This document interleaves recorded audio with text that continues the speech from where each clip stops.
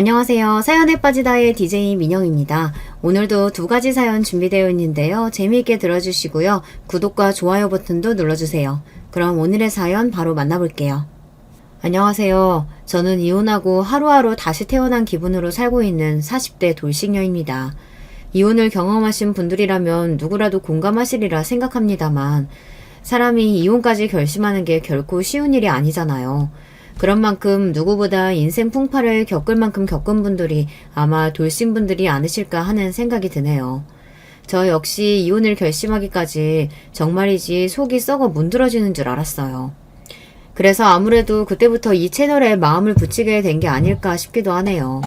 여기 사연을 보내시는 분들은 살면서 모진 일을 겪더라도 결국에는 슬기롭게 그 위기들을 다 이겨내고 성공하는 인생을 사시는 분들이니까요.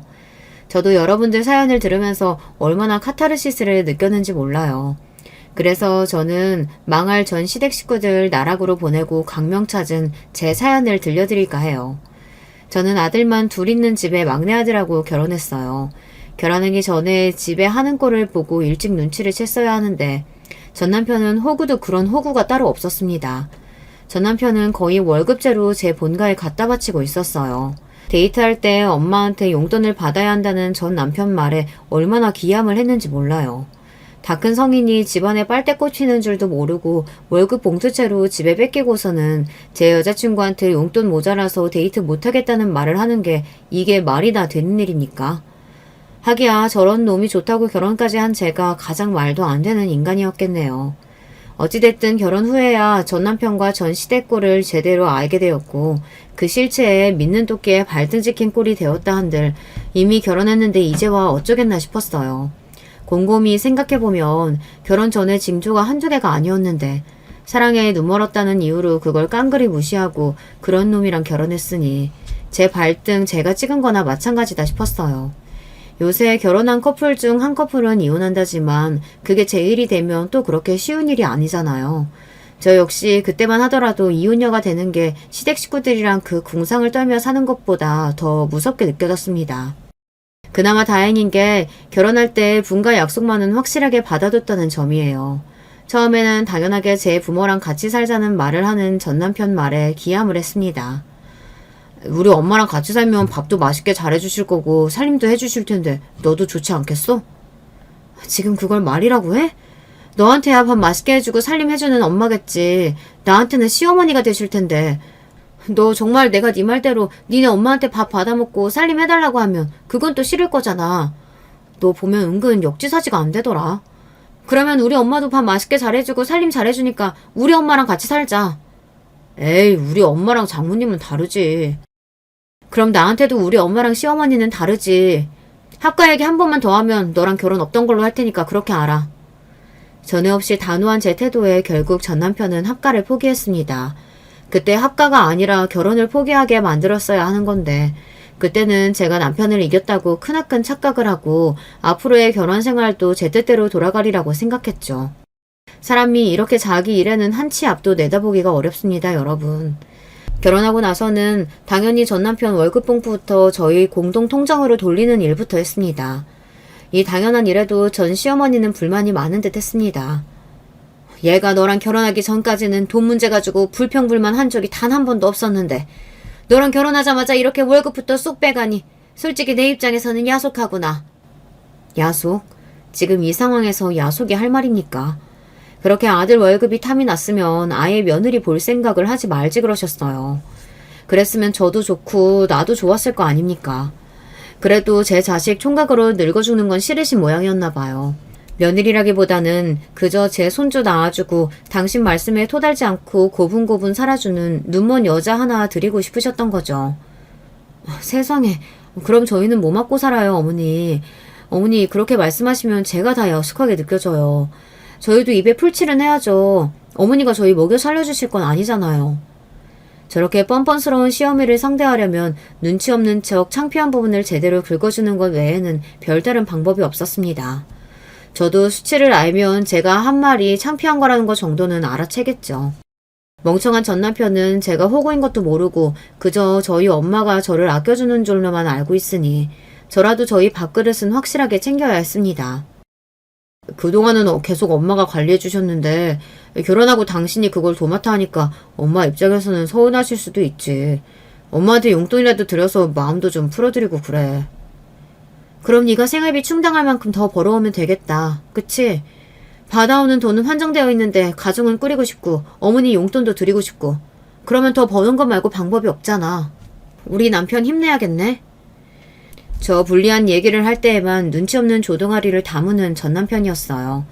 제 어머니 기분 맞춰줄 생각은 하며 제 마누라 속 뒤집히는 거에는 관심이 없는 건지 알고도 모르는 척 하는 건지 이놈도 유부남으로서는 한참 자격 미달인 놈이었어요. 그도 그럴 것이 하는 행동과는 달리 전 시어머니는 겉으로 제 막내 아들을 세상 둘도 없는 것처럼 아끼는 양 굴었습니다. 우리 태수 같은 효자가 또 없지. 엄마 생각해주는 건 우리 막내 아들 뿐이야. 내가 젊어서 그렇게 딸을 갖고 싶었는데 부처님이 또 아들 주신 대신에 딸같이 살가운 막내 아들 점지해 주신 거지. 내 맘 알아주는 건 너밖에 없다 태수야. 저 말뿐인 시어머니의 공치사에 매번 전 남편의 입이 멍청하게 해 벌어졌습니다. 그도 그럴만하죠. 저 말 한마디면 아무런 의심 없이 월급 봉투를 통째로 바치는 아들인데 뭐 전 시어머니 입장에서 효자는 효자였겠죠. 전 시어머니가 저런 말을 할 때마다 저는 속으로 혀를 찼어요. 하지만 전 남편은 뭐가 문제인지도 모르는 모양이었습니다. 자기도 알다시피 엄마가 우리 가족들 중에 워낙 나한테 의지를 많이 하잖아. 왜 안 그렇겠어. 엄마도 형 보면 마음이 갑갑하겠지. 난 엄마 이해해. 속 모르는 소리 하고 있네. 그거 다 당신 구슬리려고 하는 소리잖아. 어머님 말만 저렇게 하시고 결국 결정적인 순간에는 항상 아주버님 편인 거 정말 모르겠어? 몰라서 그러는 거야? 인정하기 싫은 거야? 왜 또 말을 그렇게 해? 가만 보면 당신은 은근히 엄마 얘기할 때 부정적으로 말하더라. 우리 엄마가 우리한테 얼마나 잘해주시는데. 그러면 전 시어머니가 그렇게 갑갑해하는 전 아주버님한테는 어떻게 대했느냐.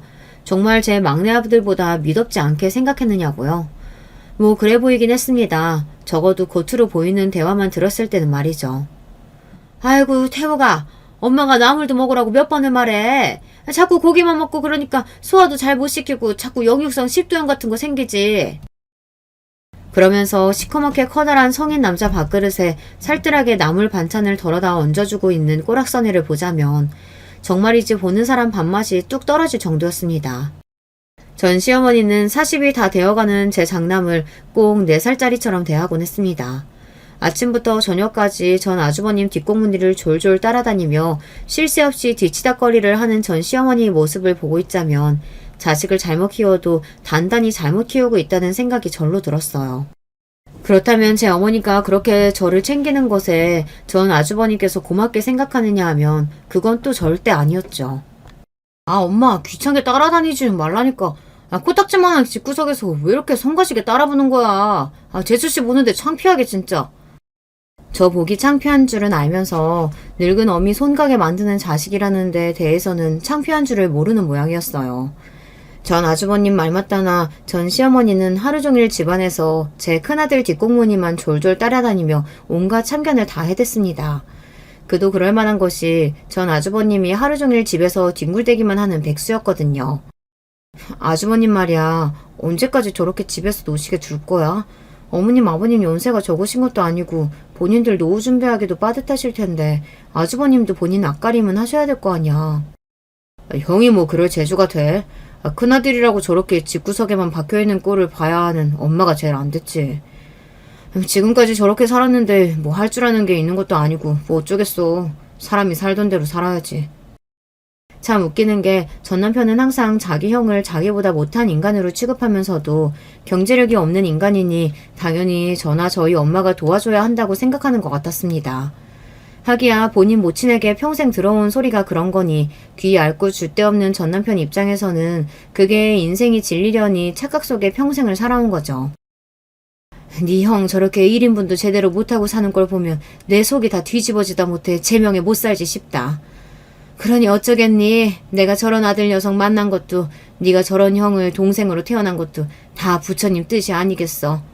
우리가 도 닦는다, 이번 생에 공덕 쌓는다 생각하고 네 형 살뜰하게 챙겨야지. 얼핏 들으면 전 남편을 추켜 세우고 전 아주버님을 깔보는 말인 것처럼 들리지만 결국은 그런 모자란 본인 장남을 당연하게 전 남편에게 떠맡기는 거나 다름없었습니다. 그런 말을 듣고도 본인 엄마가 믿는 건 장남이 아닌 자신이라고 생각하는 인간이었으니 이쯤 되면 전 남편에 대한 시어머니의 영향력은 거의 세뇌라고 해도 과언이 아니었습니다. 제 엄마가 대놓고 자기한테 빨대 꽂은 거나 마찬가지인 상황인데도 그게 가족 구성원으로서 능력을 인정받았다고 단단히 착각을 하고 사는 사람이었어요. 놀라운 것은 저 내세울 것이라고는 하나도 없는 전 아주버님도 결혼을 한 적이 있었다는 겁니다. 아니, 가장은커녕 본인 밥벌이도 못하는 양반한테 어느 눈먼 여자가 시집을 다 왔대. 결혼하기 몇 달 전인가 엄마가 하도 닥달해서 형이 잠깐 회사에 나간 적이 있었어. 엄마 지인 통해서 겨우겨우 마련한 자리였겠지. 그거나마 몇 달 못 다니고 때려치웠지만 말이 때려치운 거지 자기가 먼저 나오지 않았으면 얼마 안 돼서 쫓겨났을걸? 그러니까 결혼시키려고 다니지도 않던 회사를 급하게 밀어넣었다는 거야? 어머님도 참 너무하신다. 여자 입장에서는 사기 아니야. 여자도 어머님이 갖다 붙이셨다면서. 엄마도 오죽 답답하셨으면 그러셨겠어. 형이 워낙 정신을 못 차리니까 결혼이라도 해서 가정되면 정신을 차리려나 싶으셨겠지. 근데 자식 일이 뭐 부모 마음대로 돼. 그렇게 밀어넣어준 회사나마 성실하게 정신 차리고 잘 다녔으면 사람 구실했을 텐데 거의 결혼하자마자 그거마저 때려치웠으니 그걸 엄마가 더 어떻게 했겠어. 그래서 예전 동서가 결혼한 지 3개월도 안 돼서 이혼서선 건 거야? 그런 남편이랑 못 살겠다고? 몇 달 살지도 않았는데 동서는 무슨. 그 여자도 참 독해. 그래도 자기도 결혼 생각이 있으니까 우리 집안으로 들어온 거 아니야. 몇 년도 아니고 고작 몇 달 돈 안 벌어왔다고 남편을 그렇게 혼신짝처럼 버려? 요즘 여자들 진짜 무섭다니까. 나라도 버리고 도망간다 속으로 욕을 했습니다. 밖에 나가서는 저가 뭐 하나라도 손해볼까 싶어 눈에 쌍심지를 켜고 달려드는 인간이 왜 본인 본가 식구들 일만 끼어들면 저렇게 천지분간을 못할까 기가 막힐 노릇이었어요. 아니 생각을 좀 해보세요. 멀쩡히 회사 잘 다니는 인간인 줄 알았는데 정작 시집와서 보니 남편이란 작자는 태어나서 일이라는 걸 제대로 해본 적도 없는 인간이었어요. 그나마 몇 달 다니던 일은 저하고 결혼하려고 억지로 다녔던 거였고 제가 속아서 결혼하자마자 기다렸다는 듯이 회사를 때려치웠습니다. 거기다가 시댁도 죄다 한통속이고 작정하고 자기를 속여서 결혼을 한 인간들인데 그런 인간들과 어떻게 가족으로 같이 삽니까? 여자분이 온 식구가 전부 사기꾼이라고 집안을 품비박산 내지 않은 것만으로도 감사하고 살아야 할 인간들이 오히려 돈 못 버는 남편 버린 인간 쓰레기 취급을 했을 게 뻔합니다. 비록 잠깐의 눈속임으로 지뢰를 밟긴 했으나 그래도 현명하신 분인지 단기간에 빨리 이 집안을 벗어나셨구나 싶었어요. 얼굴 한번 본 적 없는 전 동서가 부디 이 거지 같은 집구석에서의 악몽 같았던 짧은 결혼 생활을 잊고 행복하게 사셨으면 하고 빌었습니다. 돈도 없는 양반이 결혼은 무슨 돈으로 했대? 무슨 돈은 거지는 아버지 어머니 주머니에서 나온 거지. 아이고 아버지 어머니 주머니 같은 소리 하고 있네. 그게 정말 전 시부모님 주머니에서 나왔겠습니까? 그간 전 남편이 살뜰히 갖다 바친 월급 주머니에서 나왔겠죠. 도대체 누가 누굴 한심하게 생각하는 거예요. 저 보기에 제 집구석에서 가장 한심한 인간은 전 시어머니도 아니고 전 아주버님도 아니고 전 남편이었어요. 그걸 본인만 모르고 살았죠.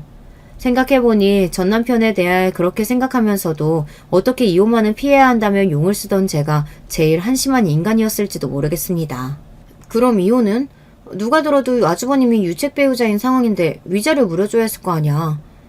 형이야 먹고 죽으려고 해도 돈 없다고 배째라고 드러났지만 엄마 입장에서 형이 길바닥에 나앉게 생겼는데 그냥 두실 수 있었겠어? 결국 엄마가 해주셨지 뭐. 네 돈이다 네 돈. 이야기를 들으면 들을수록 빨대가 꼽혀도 제대로 꼽혔구나 싶었어요. 제 못난 형 결혼도 시켜줘 이혼도 시켜줘. 그렇게 뜯겨놓고도 형은 못난 자식이고 저는 부모가 의지할 수 있는 잘난 자식이라고 철석같이 믿고 있는 꼴을 보면 저 정도면 이제 자기 합리화에 가까운 거 아닐까 싶더라고요. 그렇게 짧은 결혼 생활과 거의 동시에 끝난 전 아주버님의 짧은 경제활동은 그 이후로 쭉 멈춰져 있었습니다. 저 같으면 그 나이 먹도록 부모 집에 얹혀 살면서 돈 한 푼 없이 빌빌대고 있으면 민망하고 자존심이 상해서라도 알바 자리라도 알아봤을 것 같은데 전 아주버님은 꼭 수치심이라고는 없는 사람 같았어요. 한 번은 저한테 대놓고 이런 소리까지 하더라니까요. 재수씨 보기에는 저 사는 게 한심해 보일지도 모르겠지만 저도 저 나름대로의 고충이 있습니다. 아니, 저희 엄마 얼마나 별나게 구시는지 재수지도 아시죠? 사람을 아침부터 저녁까지 졸졸 쫓아다니면서 못사게 구는데 그걸 어느 누가 감당합니까? 제가 아니라 태수한테도 그랬다고 생각해보세요. 그놈 그거 한 달도 안 돼서 그냥 미쳐버렸을 거예요. 나나 되니까 여태까지 엄마 유난을 이만큼이나 버틴 거죠. 그렇다고 제가 힘이 들지 않는 건 아니지만요. 어떻게 보면 다른 식구들이 나한테 고마워해야 돼. 본인이 그렇게 산다고 생각해봐. 나한테 푸니까 그나마 다른 사람들은 멀쩡하게 살 수 있는 거예요. 어린 재수복이 겸연쩍어 하는 소리가 아니라 그게 정말 진실이라고 철석같이 믿고 하는 얘기인 것 같았어요. 그러니까 저 논리대로라면 본인이 감당해주지 않으면 식구 중 누구라도 본인 꼴을 대신 당해서 일상생활을 할 수 없었을 테니 자신이 가족들에게 받는 건 마치 정당한 보상이라도 되는 듯한 말이었어요. 이게 도대체 무슨 궤변입니까? 그렇게 집에서 제 모친에게 시달리기 싫으면 나가서 일을 하면 되잖아요. 하다못해 집에만 처박혀 있지 말고 나가서 운동이라도 하면 시간이 오죽 잘 가겠습니까? 생각이 흐르는 방식은 다르지만 자기 합리화만큼은 기가 막히게 해낸다는 점에서 그래도 전 남편과 전 아주버님이 형제가 맞긴 하구나 기가 찼습니다. 그즘 전 남편이 다니던 회사가 갑작스럽게 경영위기를 맞이해 때 아닌 정리해고 바람이 불었습니다. 남편은 정리해고 대상은 아니었으나 회사에서는 정리해고뿐만이 아니라 명예퇴직 신청도 받고 있었어요. 그 대상에는 전 남편도 포함이 되어 있었죠. 어떻게든 전 남편이 회사에 붙어있길 바라던 저의 마음이 조마조마했어요. 결국 전 남편 입에서 기어이 회사를 나오고 싶다는 말이 나왔습니다. 말이 명예퇴직 받는다는 거지 이건 그냥 나가라는 말이나 진배 없어. 요새 회사 분위기가 얼마나 살벌한지 알아? 아무리 그래도 그렇지 당신 사회는 훨씬 살벌하다는 거 몰라? 회사 그만두면 이제 뭐 먹고 살 건데. 남편이 오죽 힘들었으면 회사 그만두고 싶다는 말을 다 했겠어. 당신 부인이 돼가지고 꼭 그렇게 야멸차게 말해야 돼? 아, 이 사람이 얼마나 힘들었으면 그랬을까. 좀 공감해주고 위로는 못해줄 망정. 내가 돈 벌어오는 기계도 아니고. 돈 벌어오는 기계였으면 돈을 꼴랑 그것밖에 못 벌어왔겠습니까. 속으로 어처구니가 없었지만 어찌됐든 전 남편을 달래야 했습니다. 물론 나도 그렇게 생각하지. 항상 당신 얼마나 고생하는지 내가 모르지 않지. 그렇지만 사람이 먹고 살려면 생활을 해야 하잖아. 당장 회사 나오면 그때부터 나보다 훨씬 당신이 고달파질 거야. 매일 출근해서 일하던 사람이 수입은 없는데 당장 일할 곳 없으면 얼마나 스트레스 받는 줄 알아? 일을 왜 안 해? 목구멍이 포도청인데 목에서 피날 때까지 일해야지. 왜 어디 일자리라도 미리 알아봐 둔 곳 있어? 내가 그래도 이 회사에서 공으로 시간을 보낸 게 아닌데 경력도 쌓이고 인맥도 좀 쌓였잖아. 나 나오면 지금 회사에서 같이 나오겠다는 후배들도 몇 있어. 그 말에 제가 멈칫했습니다. 그러니까 이 인간 지금 회사 그만두고 본인 사업을 하겠다는 소리 아닙니까? 그 생각이 들자 뒷목이 쭈뼛해지더라고요. 당신 지금 제대로 생각하고 말하는 거 맞아? 그러니까 당신 혼자도 아니고 회사 후배들까지 데리고 나와서 사업을 하겠다는 거야 지금? 사업이 누구 집 애 이름도 아니고 돈이 한두 푼 드는 것도 아닌데 대체 어쩌려고 그런 소리래. 그러니까 밑도 끝도 없이 모르는 분야 들어가겠다는 게 아니라 지금까지 내가 해온 일로 사업하겠다는 거잖아. 내가 이쪽에 아는 사람이 없는 것도 아니고 나 사업하겠다고 하기만 하면 도와주겠다는 사람 천지야. 당신은 사람을 무시해도 유분수지. 당신 남편이 그렇게 생각 없이 사는 사람인 줄 알아? 전 남편이 다니던 회사는 광고 대행사였습니다. 광고 대행사라고 하니까 제법 그럴싸하게 들리긴 하지만 실상은 그렇지 못했어요. 동네 단위의 음식점이나 가게 등의 홍보 전단지를 만드는 것이 주로 하는 일이었으니 애초에 전 남편이 다니던 회사 자체도 별로 크지 않았습니다. 그런데 그 크지도 않은 회사에서 독립해 나와서 회사를 차리겠다니 제가 그쪽에 대해 전 남편보다 아는 게 적은 건 사실이지만 그런 업체들이 이미 포화 상태라는 것쯤은 알고 있었습니다. 시장에 대한 파악이 전문가가 아닌 저보다도 안 되어 있는 사람인데 저 사람이 무슨 사업을 하나 싶어 기가 막혔습니다. 당신이 디자이너에게라도 하면 내가 그나마 생각이라도 해보겠어. 그런데 당신 영업직이잖아. 그러면 직원으로 디자이너도 뽑아야 하고 당신 영업될 때 사무일 볼 사무보조도 필요하고 고용해야 할 직원이 몇 명인데 당장 당신 밥벌이도 할 수 있을지 모를 판에 그 직원들 월급은 다 어떻게 주려고. 아니 다 떠나서 당신 사업할 돈이 어디 있는데 뭐 나 모르게 꿍쳐둔 쌈짓돈이라도 있어?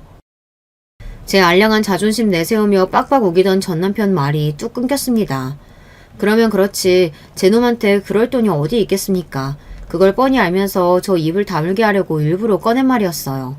그런데 전 남편이 생각지도 못한 말을 꺼내더군요. 당신 결혼 전에 장인어른이 유산 땡겨주신 거 있잖아. 그거 일단 사업 출자금으로 쓰면 되지 않겠어? 아주 당연하게 제 돈이 자기 돈이라도 된 양 말하는 전 남편이었습니다. 저는 그만 기가 탁 막혔어요. 지금 그 돈 얘기가 왜 나와? 그 돈 말 그대로 우리 부모님이 나한테 주신 돈이야. 결혼 후에 받은 돈도 아니고 결혼 전에 받은 돈이고 당신하고는 하나도 상관없는 돈이라고. 당신 말 진짜 서운하게 한다. 우리가 남이야? 내가 나 혼자 잘 되자고 이래? 우리 둘 다 잘 살자고 내가 이렇게 아등바등 사는 거잖아. 우리를 위해서, 앞으로 태어날 우리 아이들을 위해서. 나 잘 되면 다 당신한테 돌아올 텐데 꼭 남 얘기하듯 그러는 거 나한테 진짜 상처야. 화를 내도 내가 내야지 제 놈이 왜 화를 낸답니까?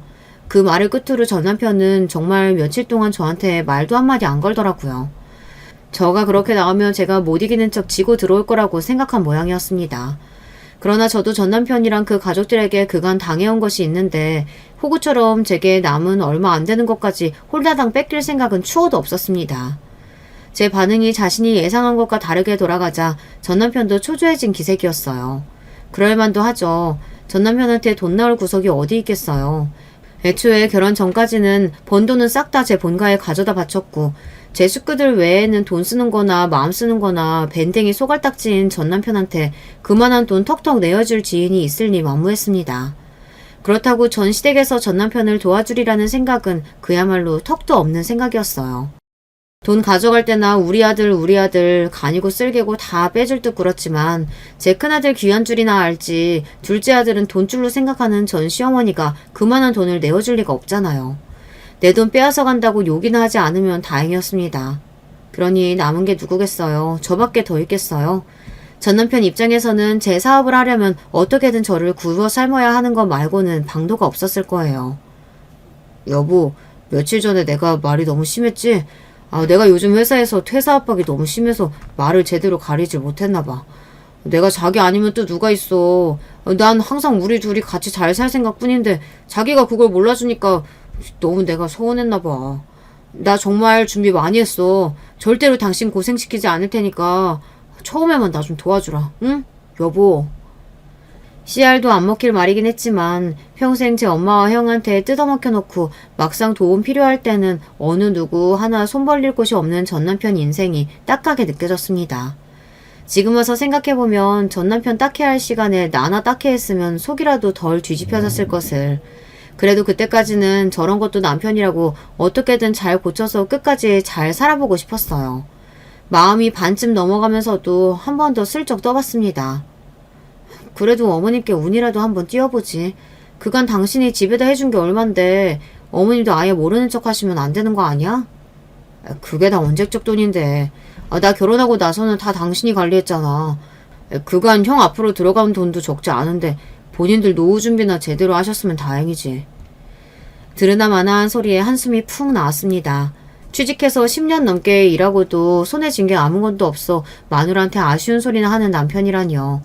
이런 인간을 믿고 정말 평생을 보내도 괜찮을지 회의감이 들었으나 전 남편 말대로 이혼하지 않은 이상은 그 인간과 저는 운명 공동체잖아요. 결국 저는 내키지 않는 마음으로 전 남편에게 회사를 창업할 사무실을 하나 얻어주었어요. 여보, 정말 고마워. 진짜 자기밖에 없어. 지금은 사무실 한 칸에서 시작하지만 나 이거 정말 크게 키워서 당신한테 꼭 사모님 소리 듣게 해줄 거야. 고마워요, 여보. 택도 없는 소리라는 건 그 말을 들을 때에도 알고 있었으나 그럼에도 좋아서 날뛰는 전 남편을 보니 기분은 나쁘지 않았습니다.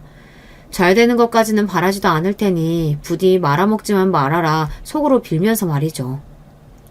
너한테 이런 데 얻어줄 돈이 다 있는지 몰랐네. 우리 아들이 복도 많구나. 우리 태욱이도 이렇게 사무실 턱 내어줄 여자 하나 만나 살면 얼마나 좋을까. 아휴, 우리 딱 하나 아들. 제 둘째 아들 개업식에 와서까지 본인 큰아들이 애처로워 어쩔 줄을 모르시는 전 시어머니 꼴을 보는 게 눈꼴 시려웠지만 좋은 날 덩달아 분위기 망치기 싫어 꾹 눌러 참았습니다. 그간 저가 쪽쪽 빨아먹은 아들님이 사무실을 오픈한다는데 화환도 아까워서 작은 꽃다발로 퉁치려드는 전 시어머니를 보며 같은 손가락인데 왜 저 사람만 저리도 안 아픈 손가락인 건지 다시금 짠해졌어요.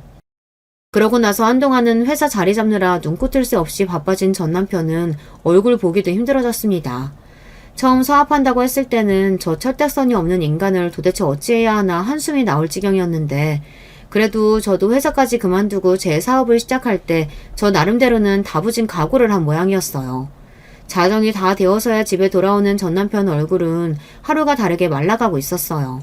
처음엔 웬 되도 않는 사업을 한답시고 내 속을 이리 뒤집나 싶어 신경도 쓰지 않으려 했지만 정이라는 게 참 무섭고 더럽습니다. 사람이 그렇게 고생하는 꼴을 보니 저러다 쓰러지는 건 아닌가 싶어 이것저것 몸에 좋다는 보양식도 챙겨 먹이게 되더라고요. 저도 참 속도 없는 여자죠. 제 나름대로 전 남편 기력을 회복시키겠다고 무진 애를 썼으나 사업 스트레스에 잘 먹지도 못하는 전 남편은 나날이 말라갔어요. 거기다 무더운 계절이 찾아오면서 전 남편은 더더욱 입맛을 잃어갔죠. 보약이라도 한 첩 써야 하나 생각하고 있던 차에 시조모 제사가 다가와 간만에 시댁에 방문하게 되었습니다. 전 남편은 그날도 바빠서 저 혼자 참석하게 되었어요. 그렇게 허리도 못 펴고 실컷 제사 음식을 하고 제사가 끝나기를 기다려 온 가족 상을 다 봐주고 겨우 저도 한술 뜨렸는데 전 시어머니가 또 전 아주버님 얼굴을 쓰다듬고 있더라고요. 밥상머리에서 밥맛 떨어지게 또 저러고 있다 싶으면서도 저도 적응의 동물인지 이제는 그러려니 하고 숟가락을 입에 집어넣는데 전 시어머니가 그러더군요. 올해 더위가 유난해서 그런가? 애 얼굴이 너무 안 좋다. 그러니까 잠깐이라도 밖에 나가 햇볕도 좀 쏘이고 그러라니까. 더워 죽겠는데 나가긴 어딜 나가. 익숙하게 제 얼굴을 쓰다듬는 모친 손길을 쳐내며 전 아주버님이 퉁명스레 대꾸했어요. 그 다음에 전 시어머니로부터 이어진 말 때문에 저는 그만 밥 먹는 것도 잊고 말았어요. 안 되겠다. 내일 당장 나랑 같이 한의원 가서 진맥 받고 약 한 참 맞추자. 너 여름에 체력 떨어지는 거 우습게 생각하면 안 돼. 얼굴이 안 좋기는 무슨. 집에 뒤집어져서 해주는 밥 편히 받아먹으며 잘 움직이지도 않아서 못 본 새 살이 더 찐 전 아주버님이었어요. 보약은커녕 지금 들고 있는 밥숟가락도 뺐고 당장 체육관에 보내도 모자랄 지경이었습니다. 그런데 제 전 남편은 어떤가요? 당장 제 둘째 아들은 사업 한번 살려보겠다고 이 시간까지 제사밥도 못 얻어먹으러 오는 판이었습니다. 저 소리를 듣는데 제가 다 서러워서 가슴속에서 뭔가가 울컥 올라오는 기분이더라고요. 저는 숟가락을 탁 내려놓고는 전 시어머니에게 말했습니다. 어머니, 정말 해도 해도 너무하시네요. 태주 씨는 아직 퇴근도 못해서 여기 밥 먹으러도 못 왔어요. 요즘 그 사람 살이 얼마나 빠졌는지 아세요? 보기 딱할 정도예요. 제가 몸에 좋다는 거 아무리 챙겨 먹어도 얼굴이 돌아오질 않아요. 몇 년 같이 산 저도 이렇게 사람이 짠한데 어머니 막내 아들은 안 불쌍하세요? 제가 답지 않게 소리를 버럭 지르자 시댁 식구들이 전부 놀라서 쳐다보더군요. 늘 방관하는 입장이었던 전 시아버지도 며느리 타박에 창피했던지 평소와 달리 말을 못했습니다. 그래, 그 새아가 듣는데 너무 태우기 편만 들고 그러지 말어. 태수도 우리 귀한 아들인데 새아가가 들으면 얼마나 마음이 안 좋겠어? 아니, 당연히 나한테야 둘 다 귀한 아들이지. 그치만 태수는 네 말 맞다나 이렇게 저를 챙겨주고 살 빠진다고 보양식 해다 바치는 부인도 있잖니. 근데 얘한테는 나 말고 누가 또 있어. 그래서 내가 그러는 거지. 내가 얘 더 예뻐하고 우리 태수 안 예뻐해서 그러는 거 절대 아니다. 너 그거 정말 오해하면 안 돼? 오해는 무슨. 황급하게 제게 변명을 하면서도 끝까지 전 남편에게 보약 한 첩 쥐어주겠다는 말은 하지 않는 전 시어머니였습니다. 그런 전 시어머니의 태도에 저는 빈정이 상할 대로 상해서 밥도 더 먹지 못하고 그만 집으로 돌아와 버렸어요.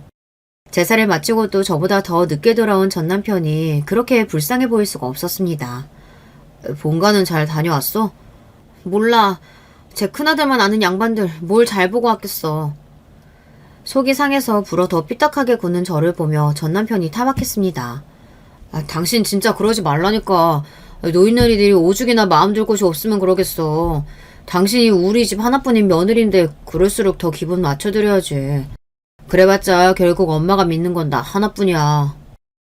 불쌍하게 생각했던 마음이 싹 가시는 소리였습니다. 그래요. 제 주제에 누가 누굴 불쌍해합니까? 그저 제 인생이 가장 불쌍하죠. 다음날 웬일로 전 시어머니가 돈 문제도 아닌데 먼저 연락을 해오셨어요.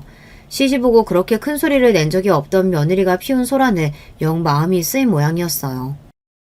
예, 그러지 말고 나가서 맛있는 것도 좀 먹고 마음 좀 풀자. 우리가 어디 하루 이틀 볼 사이도 아니고 가족인데 오래 꿍해 있으면 서로 안 좋잖아.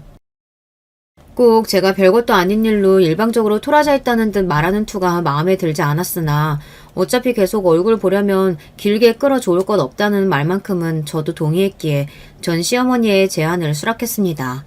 제 기분이 빨리 풀리지 않으면 결국 본인 손해라고 생각하셨는지 무려 저희 집까지 픽업까지 오셨어요. 전 아주버님이 무거운 몸을 이끌고 손수 운전까지 해서 오셨더라고요. 제가 차에 타자 곧 저희 동네 주변의 외곽으로 빠지기 시작했어요. 그 지역에는 오랜만에 지나가는 거였기에 전에 횡했던 곳들에 새 아파트가 줄지어 세워져 있더라고요. 이쪽에 대규모 아파트 단지 들어선다는 얘긴 들었는데 여긴 줄은 몰랐네요. 이쪽이 앞으로 뜬다고 그러던데. 얘는 그건 여기보다 좀 더 서쪽으로 가야 해. 그리고 여긴 별로 메리트 없어. 여기 서남 쪽으로 아파트 단지 완공된 쪽이 앞으로 5년 안에 2배까지 뛴다고 하니까 그쪽이 알짜배기지. 어머님 부동산에 별로 관심 없으신 것 같더니 저보다 더 잘하시네요. 아파트 정보 알아봤자 배만 아프지 먹고 죽어도 쓸 돈도 없으니 해당 사항이 없다며 제 앞에서 늘 노래를 부르듯 하던 전 시어머니였기에 저도 모르게 한 말이었습니다. 하기야 둘째 아들 등골을 쪽쪽 빨아 연명한 집안에서 쓸 일이 없는 정보가 맞기는 했죠. 그런데 무심코 한 말에 전 시어머니가 눈에 띄게 당황하더군요. 뭔가 감이 좋지 않았습니다. 왜요? 이제 부동산에 관심이 좀 생기셨어요? 얘는 관심은 무슨 내가 그런 거 안다고 뭐 쓸 데가 있는 것도 아니고 그냥 주변 여자들이 하는 소리나 좀 주워들은 거지 뭐. 황급히 말을 얼버무리는 꼴이 또 무슨 작당을 하고 있나 싶었으나 가뜩이나 분란을 일으켜 만든 자리인데 거기에 피곤한 일을 더 얹고 싶지 않아 그만 입을 다물었습니다. 그때 좀 더 추궁을 했더라면 그렇게 세게 뒤통수 맞는 일은 없었을까 싶긴 하지만 뭐 결과가 크게 달라지지 않았을 것 같기도 합니다. 그렇게 먹는 둥 마는 둥 하는 식사 자리를 대충 마무리하고 감정의 골을 해결하지 못한 채 일단 겉으로만 감정을 수습한 것처럼 보였습니다. 그 와중에도 전 남편은 여러 사업을 일으켜보겠다고 제 딴엔 갖은 용을 썼어요. 하지만 결과는 영 신통치 못했어요. 애초에 진짜 레드오션인 분야 아닙니까? 그런 분야에 신성 기업으로 뛰어들었다면 물량 공세라도 해야 승산이 있을 텐데 저희가 그럴 돈은 또 어디 있나요? 사실 예정된 수순이긴 했습니다만 그걸 어떻게든 살려보겠다고 애쓰는 전 남편이 딱해 보였죠. 그런데 오랜만에 일찍 들어온 전 남편이 생각지도 못한 소리를 꺼냈습니다. 당신 우리 부모님이랑 같이 사는 거 어떻게 생각해? 그게 무슨 소리야? 나랑 결혼할 때 약속했던 거 잊었어? 너무 그렇게 화만 내지 말고. 화를 내는 게 아니라 당신 하는 말이 너무 황당하니까 그렇지. 애초에 나랑 결혼하면서 약속한 거 중에 지켜진 게 그거 달랑 하나인데 그걸 걸고 넘어지니 내가 흥분을 안 하게 생겼어? 그리고 아주버님이랑 잘 지내고 계신데 갑자기 무슨 합가 얘기야. 그 말에 대번 전 남편 표정이 부르퉁해졌습니다. 그러니까 말이야. 형은 이때까지 부모님이랑 실컷 살았잖아. 나도 자식인데 부모님 정 좀 받으면서 좀 편하게 살 수도 있는 거 아니야? 제 놈만 편하게 받는 제 부모님 정이겠죠. 한동안 불쌍하게 굴어서 잊고 있었는데 원래 이렇게 제 속을 뒤집는 놈이었습니다. 안 돼. 난 분명히 말했어. 절대 안 돼. 더 이야기를 들어보지도 않고 안방문을 쾅 닫고 들어갔습니다. 누가 말려 죽일 일 있습니까? 지금 이렇게 떨어져 사는데도 화병 안 걸리는 게 용할 지경이었어요. 다시 한번 저런 개소리 짓거렸다가는 정말로 가만두지 않으리라 결심했습니다. 그렇게 냉전 속에서 며칠이 더 지나고 저는 시댁 행사 때문에 내키지 않는 발걸음을 하게 되었어요.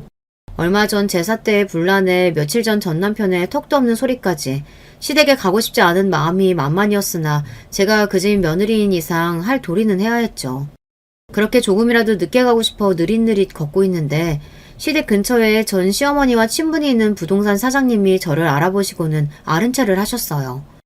아이고 새댁 시댁 가나 보네. 얘기한 부동산 대장은 잘 정리했으니까 어머님께도 그렇게 전해줘요. 부동산 대장이요? 무슨 부동산 대장 말씀이세요? 왜? 그대 큰아들 앞으로 넘겨달라고 했던 거 있잖아요. 그거 다 마무리했으니 조만간 서류 가지러 오라고. 이게 도대체 무슨 말입니까? 먹고 죽으려도 없다는 소리를 입에 달고 사는 시댁인데 무슨 부동산이 있고 또 그걸 누구 앞으로 넘긴다는 거예요. 그 소리를 듣는데 온갖 불길한 가정이 저를 덮쳐오는 것 같아 숨이 턱 막히는 것 같았어요. 그 집에 그간 돈 나올 구석이라곤 전 남편뿐이었는데 결혼 후에는 월급은 제가 다 관리했다 해도 저 모르게 상여금이나 보너스 같은 건 여전히 시댁에 가져다 날랐을 걸 알면서도 모른 척 해줬던 저였습니다. 그 집에 뭔가 꿈쳐둔 게 있다면 출처는 제 남편이라는 소리입니다. 뒤늦게 아차 싶어 저를 막아서는 부동산 사장님을 뒤로하고 저는 시댁 대문을 쳐부술 기세로 시댁에 쳐들어갔습니다. 너 할 일이 얼마 남았는데 이제야 와? 어머님, 아주버님한테 부동산 넘기셨다는 말 도대체 무슨 말이에요? 날카롭게 따져보는 제 목소리에 시댁 식구들이 일제히 굳어버렸습니다. 전 시아버지는 늘 그렇듯 자리를 피하고 전 아주버님도 제 눈총을 슬쩍 피하더군요. 그럼 남은 사람은 전 시어머니 뿐이죠. 너 그 얘기 어디서 들었어? 이 입산 옆에 내가 애한테 아파트 해준 거 그걸 너한테 홀라당 풀었어? 그러니까 제 큰아들한테 부동산을 넘긴 건 맞다는 소리였습니다. 저는 사람이 혈압이 치솟으면 정말 정신이 혼미해진다는 걸 그때 처음 알았어요. 어머니, 정말 해도 너무한 거 아니세요? 그동안 그 사람이 이 집에 어떻게 했는데요? 그렇게 저희한테는 돈 없다고 뭐 하나 안 베풀고 하시더니 그걸 홀랑 다 아주머님을 주세요? 누군 죽도록 일해서 주기만 하고 누군 평생 받기만 해요? 같은 자식인데 어떻게 이렇게 대접이 다를 수가 있어요? 예, 그렇게 흥부만 하지 말고 너희끼리 도도 사업도 하고 잘하고 잘 살잖니. 근데 쟤는 이제 와서 어디 취직도 못하고 어떻게 할 거야. 너 정말 그렇게만 생각할 일 아니야. 우리가 다 늙어서 이제 제 책임 못 지겠다고 너희한테 떠넘기면 어쩌려고. 그걸 우리가 너희 생각해서 제 살 길 만들어준 건데 그렇게 이야기하면 안 되지. 정말이지 돌아버릴 지경이었습니다. 이젠 제 큰아들 저희 부부한테 떠넘긴다는 협박까지 하니까. 사람이 선을 넘어도 정도가 있지 이건 정말 해도 너무하잖아요. 어머님, 어떻게 그런 말씀을 하실 수가 있어요? 우리도 우리 입장에선 전 재산 걸고 너희의 앞길 정리해준 거야. 고맙게 생각해도 모자를 파네. 내가 우리 재산 어떻게 쓰는 것까지 너한테 허락받아야 하니? 밉살맞게 말하는 전 시어머니 때문에 꼭지가 도는 것 같았습니다. 그래도 계속 거기 있다가는 정말 제가 무슨 짓을 할지 몰라 시댁을 뛰쳐나왔어요. 우리 재산이라뇨. 전 남편 등쳐모아서 만든 부동산일 것이 뻔한데 뻔뻔한 언행에 숨이 턱턱 막혔습니다. 저는 곧장 전 남편에게 전화를 걸었어요. 당신 어머니가 당신 형한테 아파트 준 거 알고 있었어? 그런데 이 인간이 대답이 없는 겁니다. 저는 이번에도 전 남편이 호구 노릇만 잔뜩 하고 뒤통수 맞은 거 아닌가 싶어 걱정이 만만이었는데 하등 쓸모없는 일이었던 거죠. 저 빼고 모든 시댁 인간들이 한통속이었어요. 길어진 침묵에 결국 제가 폭발하고 말았습니다. 너 진짜 등신이야? 호구 노릇도 정도가 있지. 이젠 부모님 재산까지 다 뺏기고 멍청하게 손가락 빨고 있어? 그게 진짜 네 부모님 재산이면 내가 이렇게까지 기가 막히진 않을 거다. 그거 다 네 주머니에서 나왔다는 거 너 진짜 몰라서 이래? 그러게 등신 호구같이 살 거면 너 혼자 살지. 왜 나까지 이 진창이 끌고 들어와서 사람 속을 뒤집어. 네 얼굴 보면 헛다지 나서 죽을지도 모르니까 당분간 집에 들어오지 마. 그렇게 빽 소리를 지르고는 전화를 끊어버렸습니다. 이제 불쌍한 걸 넘어서 전 남편 꼬라지만 봐도 짜증이 솟구칠 것 같았어요. 도대체 저런 인간을 데리고 어떻게 평생을 살란 말입니까? 남은 제 인생이 깜깜해서 그만 눈물이 났습니다. 눈치가 있는 건지 없는 건지 전 남편은 정말로 그리고 며칠 집에 들어오지 않았어요. 안 들어오면 제 놈만 손해지 생각하며 그 며칠간 쓰린 속을 애써 홀로 달랬습니다. 그러다가 전 남편이 다시 집으로 돌아왔을 때는 혼자가 아니었어요. 어머님이 여긴 웬일이세요? 날카로운 제 말투에 모자가 움찔하더군요.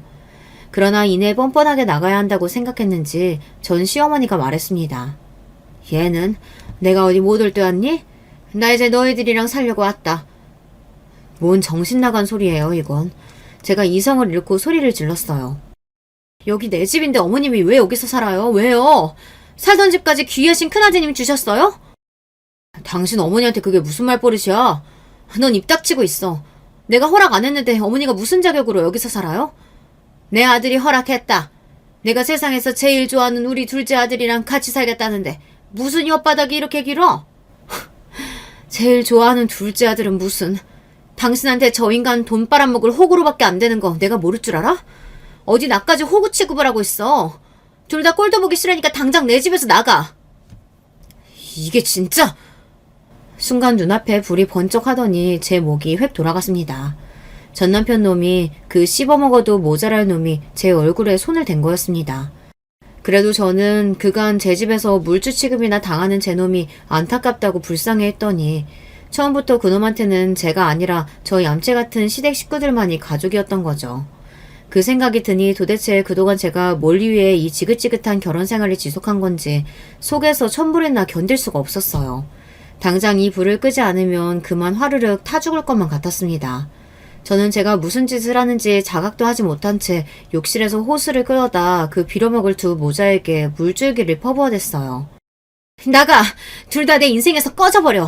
너희들 때문에 내가 되는 일이 하나도 없어! 꼴도 보기 싫으니까 둘 다 나가서 죽어버려! 미친년처럼 물줄기를 휘두르는 제 꼴에 놀라 두 모자가 허겁지겁 집 밖으로 피신했습니다. 그때를 놓치지 않고 저는 현관문을 쾅 닫아버렸어요.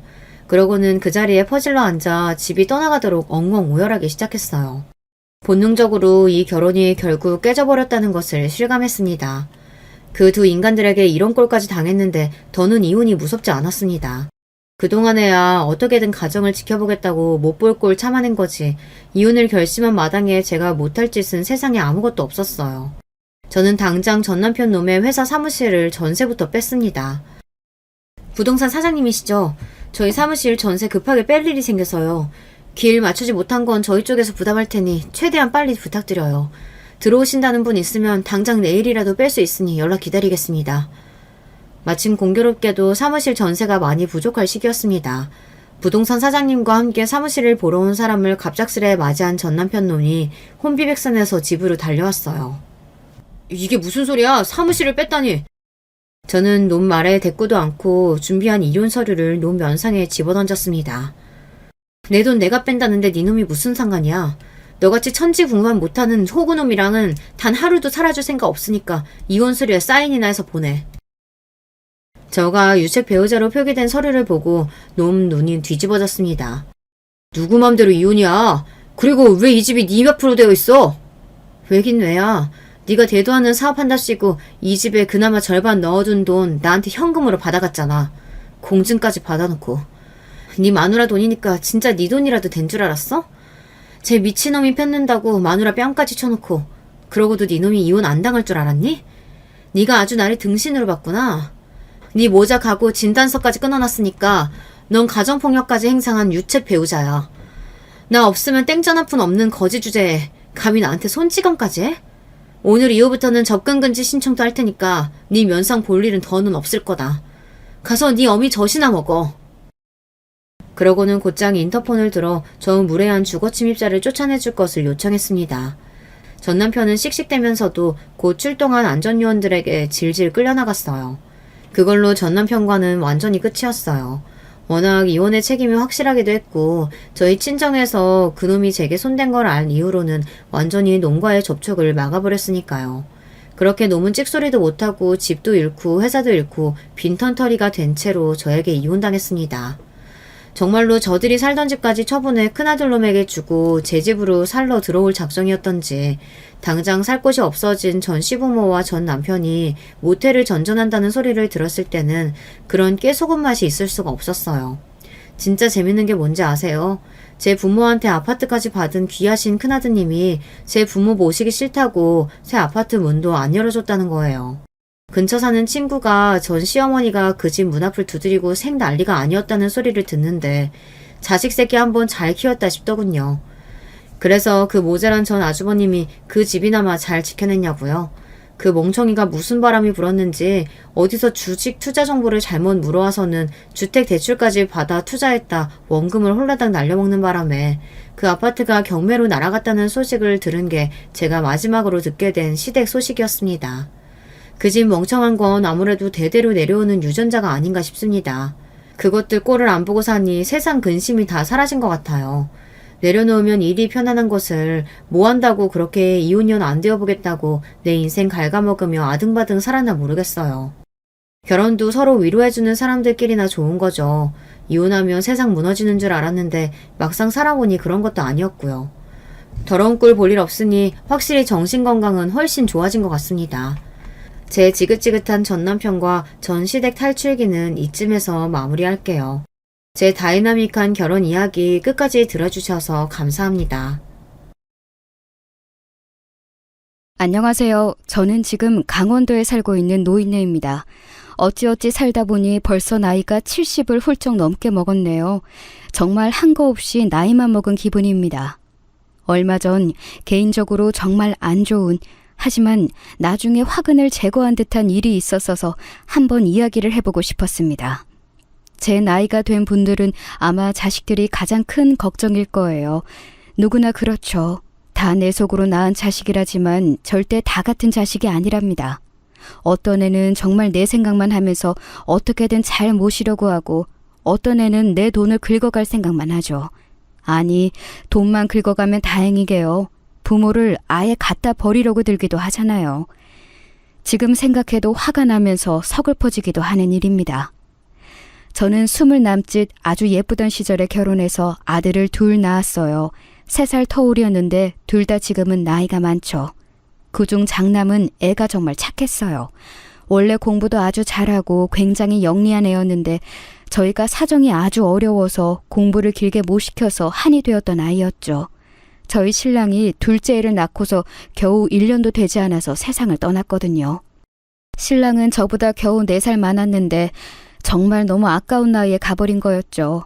원래 배 타는 어부였는데 그날도 고기 잡으러 배 띄었다가 풍랑에 휘말려서 돌아오지 못했어요. 정말 그때 생각하면 얼마나 울었는지 아마 상상도 못하실 거예요. 어촌에서 사는 가난한 과부가 애들 둘 데리고 어떻게 살았겠어요. 삿바네질하고 나물 캐서 장에 내다 팔고 마을 인정에 기대서 밥 얻어먹으면서 살았죠. 그 당시에 강원도 어촌은 여러분이 생각하시는 것보다 상상 이상으로 힘들었어요. 지금 도시에서 사는 분들은 절대 알기 힘든 종류의 궁핍함이 있었죠. 그래도 아이들은 꼭 학교에 보내서 나중에 출세시키겠다고 그 고생을 전부 다 했답니다. 전기도 안 들어와서 낮에 바느질거리를 붙잡고 있다가 해가 내려가면 촛불 하나 켜고서 그 밑에서 바느질을 했어요. 손톱 밑이 바늘에 하도 찔려서 별로 아프지도 않을 지경이었죠. 배 굽는 것도 예사였고요. 그래도 애들 밥은 굶기지 않으려고 이웃집에서 밥 얻어가지고 오면 한 공기 반 되는 것을 애들을 반갈라 주었어요. 그럼 장남은 꼭 저한테 물었죠. 엄마는 안 드세요? 제가 먹을 밥은 없었지만 애가 그렇게 속 깊게 물어주는 것이 정말 어찌나 고맙던지, 그 애가 아니면 저를 생각해주는 사람이라곤 없던 시절이었으니까요. 걔가 그렇게 물을 때마다 저는 일부러 배부르다고, 엄마는 밖에서 먹고 왔다고 애를 안심시키면서 얼른 더 먹으라고 말을 했어요. 큰아들은 석연치 않은 얼굴을 할 때가 많았지만 그래도 알겠다면서 고개를 끄덕이면서 먹고는 했죠. 하지만 항상 밥 2술 정도를 공기에 남겨두고서 배부르다면서 물러났고요. 저한테 먹으라는 거였어요. 그런데 둘째 아들은 어땠는지 아시나요? 물론 막 클 때였기 때문에 어린애가 얼마나 배고팠을지는 알아요. 하지만 둘째 아들은 형이 밥 2술을 남기면 눈치도 보지 않고 달려들어서 밥 공기를 가져가 싹싹 긁어먹어 버렸죠. 항상 둘째가 배고파 있기 때문에 밥을 조금 더 덜어줬는데도 만족하는 법이 없었어요. 너 엄마 드셔 하는데 왜 네가 먹어? 큰아들은 그럴 때마다 작은아들을 혼냈지만 작은아들은 별로 신경도 쓰지 않고 제 뒤로 와서 숨고는 했죠. 사실 저라고 왜 배가 안 고프겠어요. 게다가 큰아들이 저한테 신경 써주는 것 그 자체가 얼마나 고마운지 잘 알기 때문에 큰아들이 화내는 것도 이해할 수 있었죠. 하지만 그렇다고 해도 작은아들이 그 성장기에 배를 골무며 자라나는 게 전적으로 제 탓이었기 때문에 애한테 화를 낼 수는 없었어요. 그래서 항상 큰아들을 말리면서 작은아들을 제 뒤로 숨기고서 괜찮다고 다독여줬죠. 그럴 때마다 작은아들은 제 뒤에서 큰아들한테 꿀밥 먹은 것을 서러워하고는 했어요. 사실 지금 와서 생각해도 이해는 할 수 있어요. 작은아들이라고 해서 어릴 때부터 특별히 욕심이 많은 건 아니었거든요. 다만 식탐이 좀 많았고 애가 성격이 약간 모자란 정도였어요.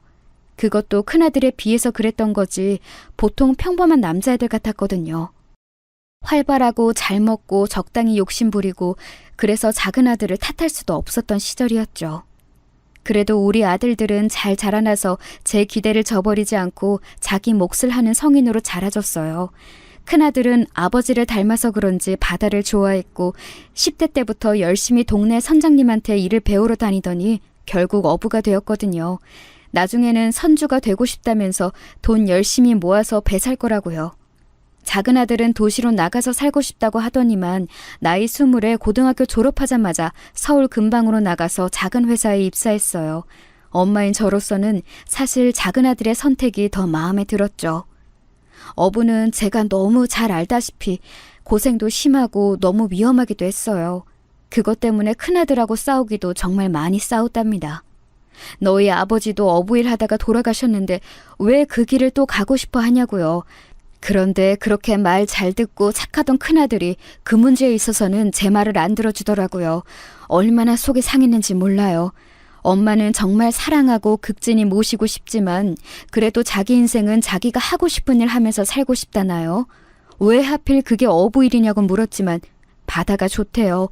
제 아버지도 일이 없어도 항상 바다 나가서 바라보는 게 버릇이었는데 아마 피는 못 속이나 보다 싶었어요. 애가 뭐 기억도 하기 전에 남편이 죽었는데도 말이에요. 그래도 아들들이 돈을 벌면서 자리를 잡고 나니까 조금 상황이 나아졌어요. 작은 아들은 도시에서 사느라고 쪼들려서 집에 돈을 보내지는 못했지만 그래도 생활비나 용돈을 달라고는 안 해서 그것만으로도 조금 여유가 생겼었죠. 큰아들은 배를 타면서 선장님한테 돈을 받았는데 작은 배이긴 했지만 그래도 선장님이 워낙 너그러우신 분이라서 돈이 부족하지 않게 주고는 해주셨어요. 얼마나 고맙던지요. 엄마, 이제는 좀 쉬세요. 제가 버는 돈만으로도 우리 식구 밥은 먹고 살 수 있잖아요. 면목이 없어서 어쩌니. 엄마, 여기저기 너무 아픈 곳 많아서 이제 좀 쉬셔야죠. 큰아들은 안타까운 얼굴을 하고서 그렇게 말하고는 했어요. 사실 뭐 먹고는 살아도 그렇게까지 여유로운 것은 아니라서 제가 일을 그만두는 것은 조금 망설여지기는 했었죠. 너희들 장가도 보내려면 한 미천은 마련해둬야지. 어떻게 내가 일 그만하고 쉴 수가 있겠니? 마음이 불편하지. 제가 그렇게 말하면서 웃으니까 큰아들이 그러대요. 엄마, 괜찮아요. 전 결혼 안 할 거니까요. 결혼을 안 해? 무슨 소리는 그게? 전 그냥 평생 엄마 모시고 살 거예요. 그게 좋아요. 20 조금 넘은 큰아들이 그런 소리를 하는데 제가 억장이 다 무너지더군요. 저를 편하게 해주겠다는 말은 너무 고마웠지만 아들이 결혼을 안 한다는데 놀라지 않을 부모가 어디 있겠어요. 저는 그래도 아직 어리니까 그런 소리를 하겠거니 하고서 그 후로도 계속 아들한테 어디 좋은 아가씨 없냐, 너 결혼 빨리 해서 손주를 보는 게 엄마 생각하고 효도하는 거다 하면서 은근하게 계속 결혼하기를 바라는 눈치를 줬어요. 하지만 큰아들은 조금도 결혼 생각이 없더군요. 반대로 작은 아들은 결혼을 하려고 아주 젊을 때부터 성화였어요. 작은 아들은 고등학교 졸업하자마자 수도권으로 나가서 회사에 다녔는데 어느 날인가 주말에 집에 오더니 거기 격리인지 뭔지 하는 아가씨하고 결혼하고 싶다고 하더군요. 애가 뭐 20 중반만 되었어도 그래 알아서 하겠지 하고 기쁘게 보내줄 수 있었을 것 같아요. 그런데 당시 작은 아들은 겨우 22이었거든요. 아직 군대도 가기 전이었는데 갑자기 결혼을 하겠다고 말을 꺼내니까 말이에요. 무슨 소리냐? 너 아직 군대도 안 다녀왔지 않느냐? 제가 꾸지람을 했지만 작은 아들은 그런 문제에 되게 고집이 셌거든요. 애 자체는 밝고 명랑한데 좀 고집이 세고 자기가 하려고 하면 꼭 해야 하는 게 문제인 애였어요. 하지만 역시 군대 다녀와서 결혼을 해도 하라고 제가 애원을 한 끝에 작은 아들은 곧 군대를 다녀와서 3년 뒤에 결혼을 했죠. 사실 며느리감이 마음에 들지는 않았어요. 별로 얌전한 아이가 아니더라고요. 그래도 작은 아들이 군대 다녀오는 3년 동안 얌전하게 기다려줬기 때문에 고맙기는 했는데 처음 저희 집에 방문했을 때 태도가 그렇게 좋지는 않았어요.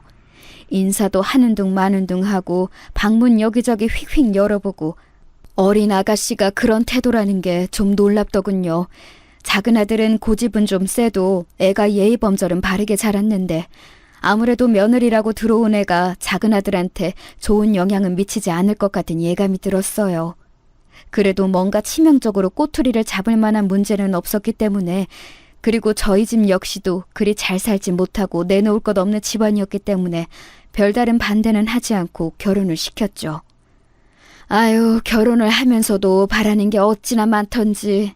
작은 아들이 20대 중후반이 되어서 결혼했기 때문에 그 당시 큰아들이 제법 바닷일을 하면서 자리를 잡은 상태였거든요.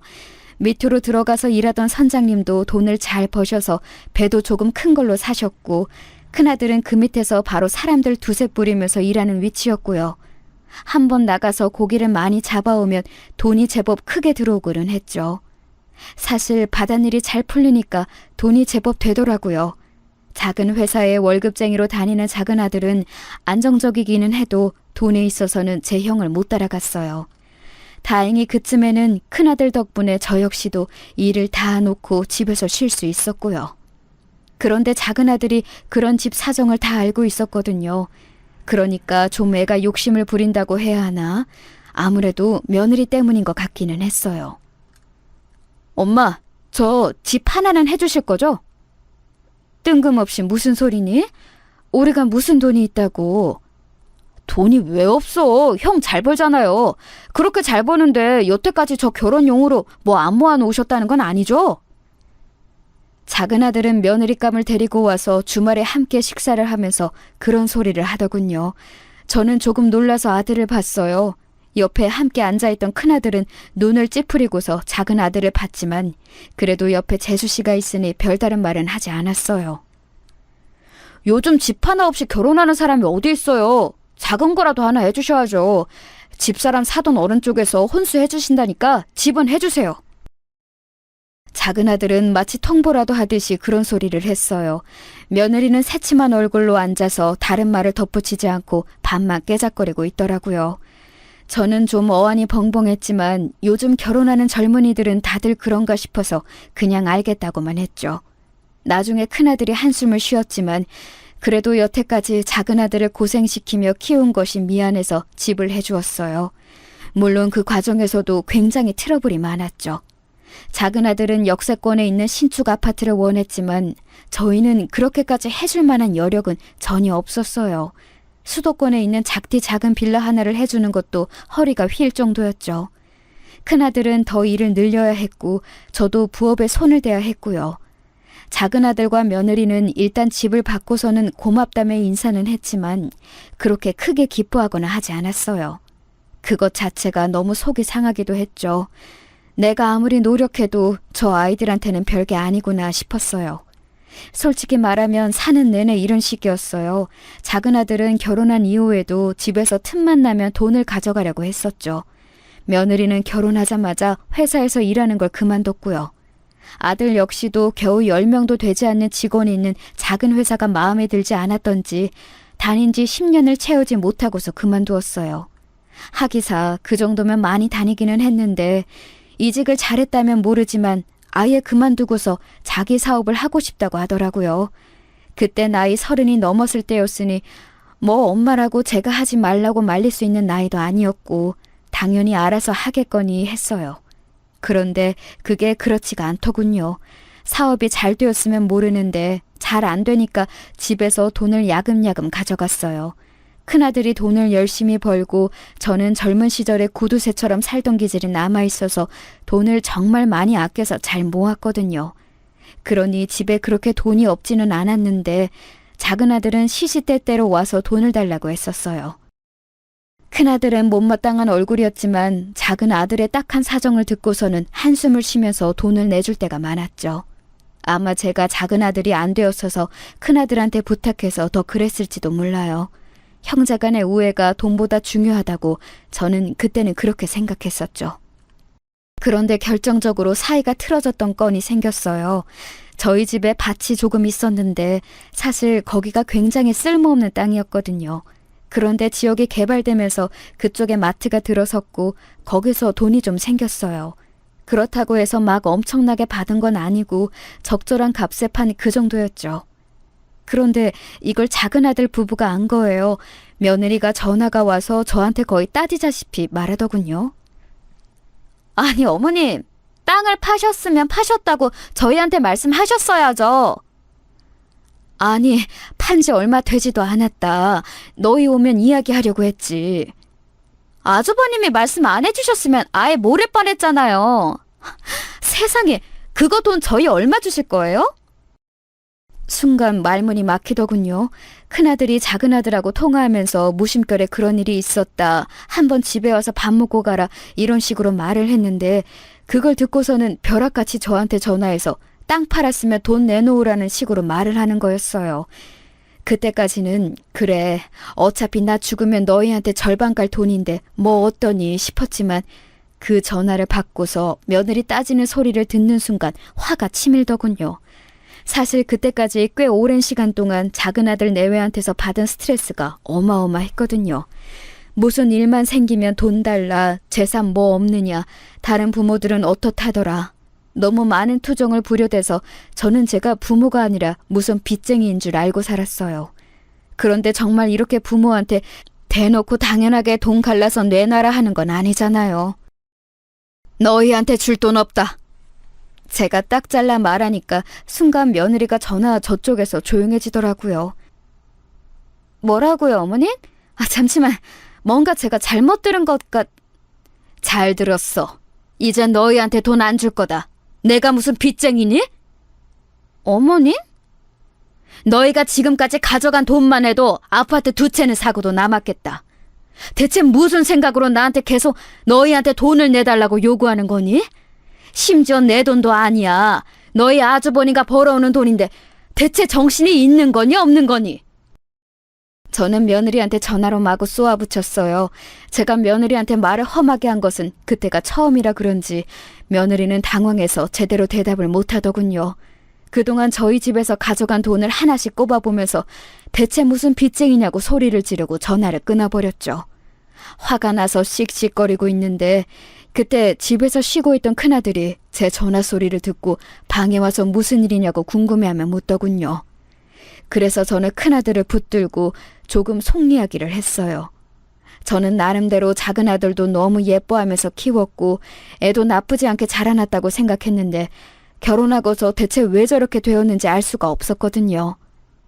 큰아들은 복잡한 얼굴을 하고서 저를 위로하고 있었죠. 사실 저도 정말 한계였는데 그동안 엄마 봐서 걔한테 돈 주고 있었던 거였거든요. 엄마 모르게 뒤로도 저한테 더 달라고 한 적도 있었어요. 뭐? 정말 미쳤구나. 그걸 또 더 줬어? 예, 뭐 사업 위험하다고 어쩌고 하는데 뭐 별 수가 있나요. 하지만 이제는 주지 않으려고요. 그래, 나도 이제 한계다. 어쩌면 저렇게 뻔뻔할 수가 있니? 작은아들은 그날 저녁 전화가 와서 대체 왜 그러냐고 평소와 뭐가 다르냐고 한참이나 투덜대더군요. 사실 걔 입장에서야 황당할 수 있죠. 평소처럼 자기 쪼들린다고 내놓으라고 한 것뿐인데 갑자기 엄마와 형이 돌아서서 화를 내고 있으니까요. 그동안 쌓인 게 얼마큼인지를 아예 모르는 눈치더라고요. 하지만 저희는 계속 차갑게 대했고 그 이후로 그래도 저한테 사근사근하게 대하던 며느리의 태도도 완전히 달라졌어요. 작은아들 역시 마찬가지였죠. 처음에는 그래도 저하고 대화를 해서 마음을 돌려보려고 하는 게 느껴졌지만 그거 자체가 좀 소름이 돋더라고요. 한번 마음이 돌아서니까 아예 이제 돈 관련된 이야기를 꺼내면 네가 그러면 그렇지 하는 마음으로 보게 되었어요. 그렇게 완전히 서로 마음이 돌아선 채로 살았어요. 뭐 이렇게 간단하게 이야기를 줄이는 거지만 진짜 많은 일들이 있었거든요. 내가 정말 부모가 맞나 싶을 정도로 작은 아들 부부 태도가 달라지더군요. 아예 재산을 나눠줄 생각이 없어 보이니까 작은 아들은 고향에 내려오지도 않았고 며느리도 저를 안 볼 기세로 모른 척했죠. 가끔 전화통화나 하는 게 전부였어요. 그나마 전화통화 자체도 기분 좋게 끝나는 경우가 거의 없었고요. 그런데 이제 작은아들 부부한테서 손자 둘을 봤거든요. 다른 건 몰라도 손자들은 보고 싶잖아요. 그것 때문에 세월이 지나면서 제가 가끔 약해졌죠. 큰아들은 여전히 강경하게 작은아들 가족하고 담을 쌓고 살았지만 간혹 제가 정말 너무 견딜 수가 없이 손자들을 보고 싶을 때가 있었어요. 큰아들은 결혼을 하지 않고 혼자 살았기 때문에 저한테 더 신경 쓰고 다정하게 대해줄 수 있었지만 손자에 대한 그리움은 늘 있었죠. 큰 손자가 20살이 되어서 대학에 들어갔다는 소식을 듣고서는 제가 용돈과 대학 1년 등록금 명목으로 좀 큰 돈을 송금하기도 했어요. 돈을 받고 나니까 갑자기 작은 아들한테 아주 상냥한 목소리로 전화가 와서 돈 잘 받았다면서 손자를 바꿔주더군요. 손자는 아직 갓 20이라 그런지 순진한 목소리로 할머니 보고 싶다고 등록금하고 용돈 감사하다고 인사를 했어요. 제 아비 어미와는 다르게 예의 바르고 참 좋은 애였죠.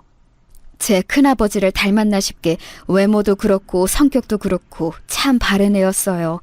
그래서 그때부터 고민이 시작되었죠. 작은 아들 내외하고 좀 멀어져 있으면서 그래도 그 애들도 제 자식인데 싶은 마음이 들었고 무엇보다 손자 둘이 제일 마음에 걸렸어요.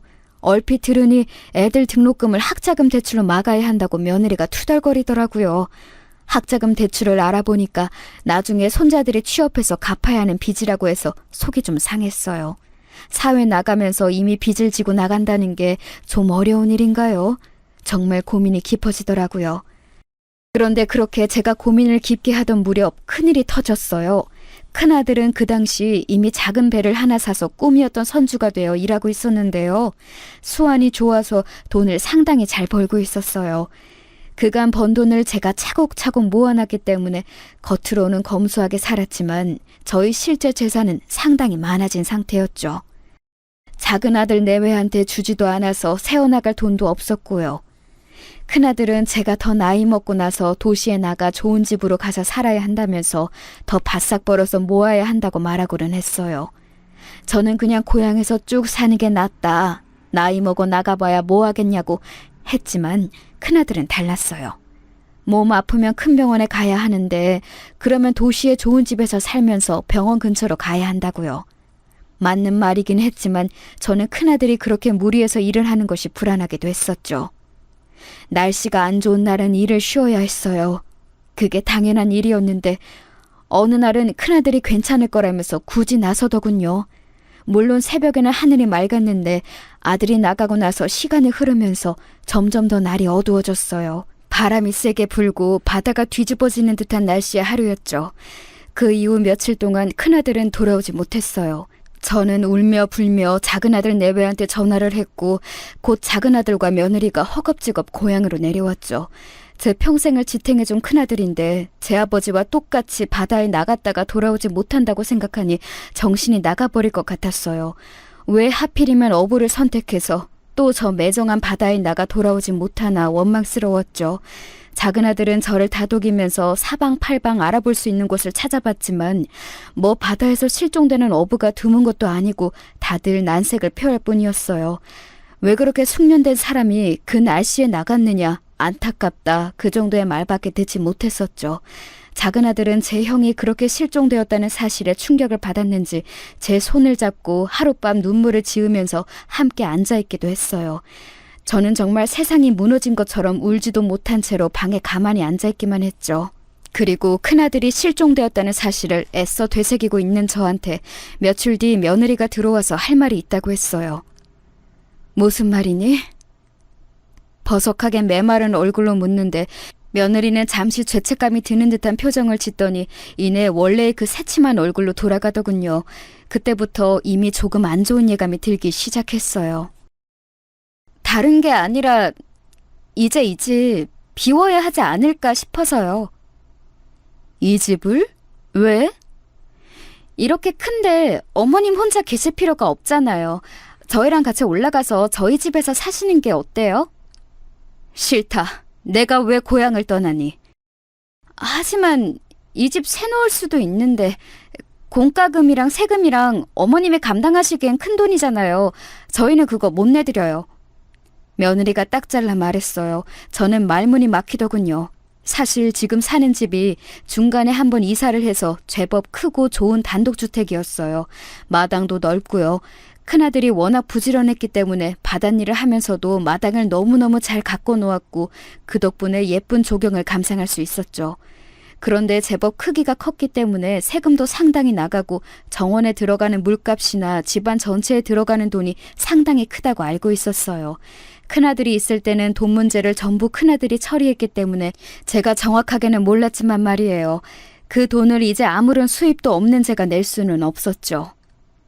그래서 나를 데려가겠다는 거니? 저희 집에 함께 계시면 되잖아요. 목돈 야금야금 갉아먹으면서 생활비하고 이런저런 돈으로 쓰느니 차라리 저희가 모시면 얼마든지 돈 아낄 수 있고. 며느리가 그렇게 말하는데 그것도 그렇겠다 싶기는 했어요. 작은 아들이 이제 모시겠다는 거니까 저한텐 나쁠 것도 없을 듯 했고요. 좋다. 하지만 당분간은 이 집은 그냥 놔둬주렴. 왜요? 며느리가 못마땅하다는 듯이 물었어요. 애초에 제가 나가면 당장 이 집을 새놓으려던 게 보여서 조금 초조해졌죠. 나이 먹고 세상 물정 모르는 저로서는 애들한테 기댈 수밖에 없는 상황이었거든요. 당연하지 않니? 너희 아주버니가 언제 돌아올지 아직은 모르는 일이잖아. 실종된 지 얼마나 되었다고.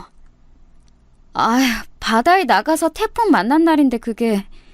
며느리는 가당찮다는 얼굴로 한 소리를 하려다가 제 얼굴을 보고서는 입을 얼른 다물었어요. 며느리가 하려던 말은 끝까지 듣지 않아도 알 수 있었죠. 제가 생각해도 큰아들이 다시 돌아올 확률은 아주 낮았으니까요.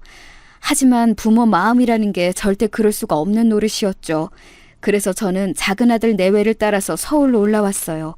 일단 큰아들이 실종되었으니 제가 정신을 제대로 차릴 수가 없어서 옆에서 도와줄 사람이 필요해 어쩔 수 없는 선택이기도 했었죠. 그런데 작은 아들네 와보니까 이건 도저히 머물 수 있는 환경이 아니더군요.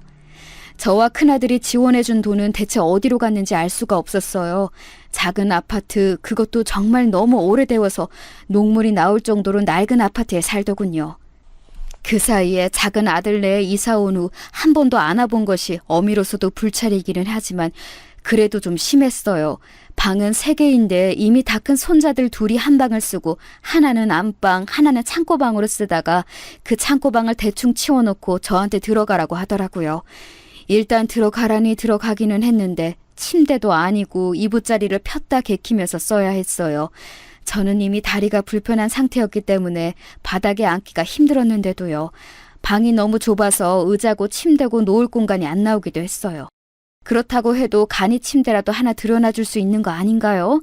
그래서 저는 작은 아들하고 며느리한테 며칠 뒤에 침대 이야기를 했어요. 나 다리가 불편해서 더는 바닥에서 못 자겠구나. 자고 일어날 때 다리가 너무 아파. 작은 침대라도 하나 들여놔주렴. 침대요? 아, 침대가 요새 얼마나 비싼데요. 뭐 100만 원 돈도 안 하잖니. 그 정도면. 무슨 말씀이세요? 지금 애 등록금 대려면 돈 모자란데. 학자금 대출한다고 하지 않았니? 그러니까 돈이 모자라서 대출하는 거잖아요. 엄마도 참. 작은 아들은 투덜거리면서 노골적으로 저를 못마땅해하고 있었어요. 며느리도 고개를 돌리고 저를 외면하고는 있었지만 마찬가지였죠. 저는 좀 충격적이어서 가만히 입을 다물었어요. 큰아들이 없는 제 위치가 어느 정도인지를 새삼스럽게 알게 되는 듯한 기분이었거든요. 제가 그 말을 하고도 며칠 뒤까지 아무런 이야기가 없었어요. 그래도 다리가 너무 불편해서 이거 침대나 의자가 없으면 생활하다가 다리 관절이 완전히 나빠질 것 같은 기분이 들었죠. 말하기가 한층 조심스러워졌지만 저는 할 수 없이 다시 한번 작은 아들을 불러서 같은 이야기를 했어요. 또 같은 이야기에서 미안하다만 내가 정말 다리가 너무 불편하구나. 침대 작은 거 하나만 들여놔주렴. 아니면 내 돈으로 살 테니 들여놓을 때만 좀 도와주겠니? 기사 아저씨가 일은 다 할 테니까. 아, 진짜 이 좁은 집에 짐 하나 더 넣으면 얼마나 귀찮은지 아시면서 그래요? 강원도 집이야 넓고 편해서 엄마 하고 싶은 대로 하고 사셨겠지만 여기서는 안 돼요. 다 사정에 맞춰서 살아야 한단 말이에요. 작은 아들은 투덜거리면서 한숨을 쉬었어요. 그러더니 골똘히 궁리하는 표정이 되었죠. 알았어요. 그럼 어떻게든 제가 엄마 편하게 뭔가 술을 마련해 볼게요. 아, 그래 줄래? 저는 작은 아들인 며느리를 설득해서 어떻게든 침대를 들여놓을 만한 술을 마련한다는 것인 줄 알았죠. 너무 당연하지 않을까요? 며느리가 살림살이를 도맡고 있는 사람이니까 아무래도 며느리한테 허락을 받아야 할 거예요. 저그들이 날 데리고 와서 이 좁은 아파트에서 모시고 살겠다고 했지만 그래도 어쨌든 같이 사는 사람이니 며느리도 오케이를 해야 할 테니까요. 그런데 며칠 뒤 작은 아들이 저를 데리고 나와서 한 말은 충격적이었어요. 엄마, 침대는 못 살 것 같지만요. 그런데 그냥 저희 집 말고 더 편한 데 가시는 게 좋을 것 같아요. 더 편한데? 빙글빙글 웃으면서 작은 아들이 그렇게 말하는데 뭔가 불길하더군요. 저는 불안한 얼굴로 작은 아들을 쳐다보면서 무슨 말인지 모르겠다고 고개를 저었어요. 무슨 소리니 그게? 요양원요. 아시면서 모른 척하세요? 뭐 요양원? 저는 너무 놀랐어요. 아니, 제가 나이가 많기는 해도 거동에 불편함은 없었고 정신도 맑았거든요. 혼자 생활하는데 아무런 지장이 없었어요. 그런 저한테 불편할까봐 자기네 집에서 함께 살자고 한 건 작은 아들네가 먼저였는데 그건 상관없이 저한테 요양원으로 가라니요. 너 요양원으로 가라니 그게 무슨 소리니? 요양원이 요양원이죠 뭐. 거기 가시면 침대도 있고 시중 들어주는 사람들도 있으니 편할 거예요. 그게 무슨 소리야. 거기는 죽을 날 받아놓고 거동 못하는 노인네들이 가는 곳이다. 난 멀쩡해. 절대 안 간다. 제가 펄쩍 뛰자 작은 아들은 입을 대빨 내밀고서 불평불만을 늘어놓기 시작했어요. 아니 거기가 뭐 어때서 그러세요? 사실 어르신들이 가는 곳 맞고 그래서 더 편할 텐데요. 난 거동 혼자 살 수 있다니까. 이럴 거면 그냥 나 시골집에 데려다다오. 나 혼자 얼마든지 산다. 형 없이 엄마 혼자 어떻게 살아요? 엄마도 뭐 이제 살 날 얼마 안 남은 거 맞지 뭘. 요양원 들어가서 여생 보내시면 조용하고 좋잖아요. 뭐? 너 그게 엄마한테 할 소리냐? 대놓고 살 날 얼마 안 남은 사람 취급을 하는데 어이가 없고 기가 막히더군요. 작은 아들이 속을 썩이기는 했지만 그래도 정말 온 성을 다해 길렀고 성인이 된 이후에도 제 사정에는 나름대로 애를 써가면서 뒷바라지를 해주려고 노력했어요. 그런데 이제 와서 형이 없다고 저를 이런 식으로 취급하다뇨. 너 엄마를 요양원으로 보내고 뭘 어쩌려고 그러는 거니 대체? 아니 엄마 뭘 어쩐다고 그래. 어차피 내가 엄마 아들인데 뭘 하겠어요. 내가 그걸 모르겠어서 그런다. 대체 무슨 생각이야? 제가 화를 내자 작은 아들은 일단 자리를 모면하자는 생각인 듯이 말을 이리저리 돌렸어요. 나는 이제 너 못 믿겠다. 대체 뭘 하려는 거니? 생각이 있는 거야? 아이고 정말 너무 과하게 걱정하시네. 작은 아들은 제가 계속 추궁하자 결국 화를 내면서 말을 했죠. 엄마, 아들 이제 나 하나 남았어요. 나도 좀 편하게 살자. 그동안 형하고 엄마만 둘이 편하게 살았잖아. 나하고 애들 엄마 고생하는 거 그렇게 외면하고 살았으면서 미안하지도 않아요? 엄마는 항상 그런 식이지. 옛날에도 형한테만 밥 많이 주고 형만 칭찬하고 형한테만 용돈 주고. 순간 말문이 막히더군요. 제가 치매가 걸려서 옛날 일을 완전히 잊은 게 아니라면 절대 그런 일은 없었어요. 큰아들은 도리어 제가 받은 밥에서 남겨서 절 주려고 했고 그 밥을 빼앗아 먹은 건 작은 아들이었죠. 너무 화가 나서 말을 어떻게 할 수가 없는데 작은 아들이 그 틈을 안 놓치고 대거리를 하더라고요. 그동안 엄마하고 형하고만 편히 살아서 좋았겠어요. 그런데 이젠 그렇게 안 돼요. 나 애들 등록금도 내야 하고 사업 자금도 융통 좀 해야 한다고. 강원도 집만 세주고 형 앞으로 되어 있는 예금만 조금 내줘도 우리 집 숨통 트일 수 있어요. 엄마는 그냥 요양원이라 들어가서 살아요. 엄마 통장하고 도장, 신분증 전부 내가 가지고 있으니까. 작은 아들의 눈은 이미 욕심으로 완전히 어두워져 있었죠. 가만히 보니 이미 저를 데리고 올 때부터 며느리와 이야기가 되어 있었던 모양이었어요.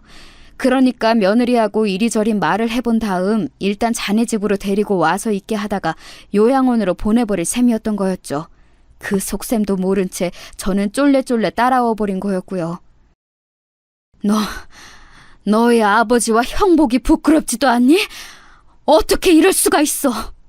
제가 힘이 빠져서 축 늘어져서 그렇게 말하자 작은 아들은 도리어 콧방귀를 뀌었어요. 그러게 미리 잘하셨으면 제가 안 이러죠. 어려운 아들 계속 무시하시다가 이제 좀 후회되세요? 내가 대체 언제... 아무튼 엄마 요양원 가시는 것을 알고 계세요. 애들 엄마하고도 다 이야기해놨어요. 작은 아들은 그렇게 일방적으로 통보해버렸어요. 그리고 며칠 뒤 정말로 작은 아들과 며느리가 제 짐을 꾸려서 저더러 나오라고 하더군요. 며느리 얼굴이 너무 밝아서 여태까지 본 적도 없는 표정을 하고 있었어요. 지금까지 저를 대하면서 그렇게 밝은 표정을 한 적이 없었거든요. 저는 애들한테 안 가겠다고 반대할 만한 의지조차도 사라진 상태였어요. 큰아들은 실종되고 저 혼자 남은 상태에서 둘째 아들은 대놓고 저한테 요양원으로 가라, 그리고 재산 내놔라 하고 말하는 상태였으니 말이에요. 그래도 저는 제 아들이 설마 이렇게까지 저를 막대하리라고는 상상도 하지 못했었어요. 얼른 나가세요, 어머님. 며느리가 저의 등을 밀면서 재촉하더군요. 기어코 요양원으로 쫓아내고 재산만 가져가겠다는 태도라서 저는 너무 서러웠어요. 너희들 정말 이러면 안 되는 거다. 나중에 벌 받아. 제가 기어코 토해놨던 말에도 며느리는 새침한 얼굴로 돌아볼 뿐이었죠. 그렇게 말씀하지 마세요, 어머님. 자식들 벌 받는다고 저주하시는 분이 어떻게 어머님이세요? 저희한테 그동안 그렇게 서운하게 하셨으면 이 정도는 생각하셨어야죠. 내가 뭘 그리 서운하게 했니, 너희들한테? 너희 집에 간 돈만 해도 억대가 넘어. 아파트 2채는 샀겠다. 아파트 2채라뇨. 한 채도 안 돼요. 돈은 잔뜩 버시면서 힘든 작은 아들한테 그 정도 주셔놓고 지금 유세하시는 건가요? 며느리가 표독스럽게 저를 노려보더군요. 너무 어처구니가 없었어요. 며느리와 작은 아들은 정말로 저한테 너무너무 서운하고 제가 못할 짓을 해왔다고 생각하는 모양이었어요. 아니, 그러면 사업 실패니 생활고니 하면서 계속해서 돈을 빼가려고 호시탐탐 노리는 작은 아들한테는 돈을 물쓰듯이 썼어야 했을까요? 심지어 그 돈은 제 것도 아니었어요. 저희 큰아들이 번 것이었죠. 저는 그 자리에 주저앉아서 이판사판으로 애들한테 삿대질까지 했어요. 나 못 간다. 날 요양원으로 보낼 거서 너희들이 너희 형하고 내 재산으로 무슨 짓을 할지 알고? 왜 이러세요? 앞집에서 듣겠어요. 남 부끄럽게 이런 짓 좀 하지 마세요. 어쩜 체면도 없이. 작은 아들과 며느리가 신경질을 내면서 양쪽에서 제 팔을 붙들고 이렇게 세우려 하더군요. 다리 아프고 허리 아픈 늙은 어미 생각은 아예 없는 것 같았어요. 저는 울었지만 작은 아들 내외가 전혀 저를 봐줄 생각이 없었죠. 애들한테 이끌려서 주차장에 내려가서 멍하니 서 있는데 차 문도 안 열어주고 기다리라고 하더군요. 짐 가져올 테니까 좀 기다리세요. 아예 다 빼야 하니까 좀 많아요. 제가 고향집에서 작은 아들네로 올 때 가져온 짐이 그래도 큰 가방으로 1,000여 개는 되었어요. 애들이 오랫동안 같이 살자고 꼬드기는 바람에 그렇게 주선주선 바리바리 싸들고 온 거였죠. 그걸 다 가져오겠다고 하는 애들을 보다가 저는 휴대폰을 열었어요. 그리고 익숙한 번호로 전화를 한 통 넣었죠. 곧 저를 데리러 올 사람한테요.